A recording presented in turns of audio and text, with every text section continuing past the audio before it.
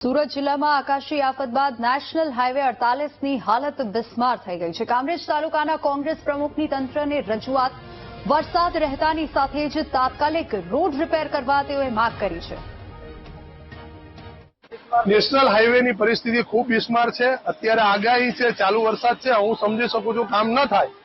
પણ આવતા આગાહી પૂરી થતા અને વરસાદ રહ્યાના 5 દિવસની અંદર જો આ હાલત સુધરશે નહીં અને જે ખાડા પડ્યા છે, એસઆરપી કેમ્પ હોય, વાવ હોય, ત્યાંથી લઈને કોસમારી પાટિયા હોય, કોસમારીથી આગળ નહેર પર વળવામાં હોય, આ બાજુ તાપી નદીના બ્રિજની ચડતા પહેલા હોય, પેલી બાજુ હોય, આ ખાડાઓ તાત્કાલિક ધોરણે કામ વરસાદની આગાહી પૈતા ને વરસાદ પૈતા પછી પૂરાશે નહીં તો 5 થી 7 દિવસની અંદર અમે આ જે ભાજપના નેતાઓ જે મોટી મોટી વાતો મીડિયામાં કરે છે કે રાતે 12 વાગે હોય તો કામ કહેજો, તો એને હું સખત શબ્દમાં કહું છું કે જો આ ખાડાઓ 5 દિવસ 7 દિવસમાં નહીં પૂરાય તો તમારા ફોટા બનાવીને આ ખાડામાં મૂકીને આંદોલન કરવામાં આવશે।